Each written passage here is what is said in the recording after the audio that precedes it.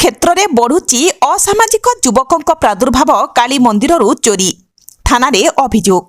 କେନ୍ଦୁଝର ଜିଲ୍ଲାର ଖଣିଜ କ୍ଷେତ୍ର ଯୋଡ଼ା ଖଣିମଣ୍ଡଳ ଅନ୍ତର୍ଗତରେ ଦିନକୁ ଦିନ ବୃଦ୍ଧି ପାଉଛି ଅସାମାଜିକ ବ୍ୟକ୍ତି ବିଶେଷଙ୍କ ପ୍ରାଦୁର୍ଭାବ।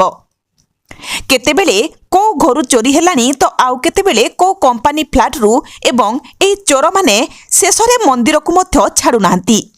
ସେହିଭଳି ଏକ ଘଟଣା ସାମ୍ନାକୁ ଆସିଛି ଯୋଡ଼ା ଥାନା ଅନ୍ତର୍ଗତ ରଣାଶାଳ ଘାଟି ନିକଟରେ ଥିବା କାଳୀମାଙ୍କ ମନ୍ଦିରରୁ ଚୋରି ହୋଇଥିବା ନେଇ ଯୋଡ଼ା ଥାନାରେ ଅଭିଯୋଗ ହୋଇଛି।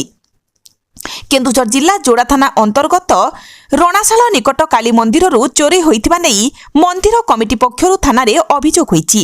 ଚୋରମାନେ ମନ୍ଦିରରେ ଥିବା ଦାନ ବାକ୍ସରୁ ଚୋରି କରି ନେଇଥିବା ଜଣାପଡ଼ିଛି। ଗତ କିଛିଦିନ ପୂର୍ବେ ଉକ୍ତ ମନ୍ଦିରରୁ ଚୋରି ହୋଇଥିବାରୁ ଦାନ ବାକ୍ସରେ ଅଧିକ ଟଙ୍କା ନଥିଲେ ହେଁ ପ୍ରାୟ 5,000ରୁ ଉର୍ଦ୍ଧ୍ୱ ଟଙ୍କା ଚୋରି ହୋଇଥିବା ମନ୍ଦିର କମିଟି ପକ୍ଷରୁ ଅନୁମାନ କରାଯାଇଛି।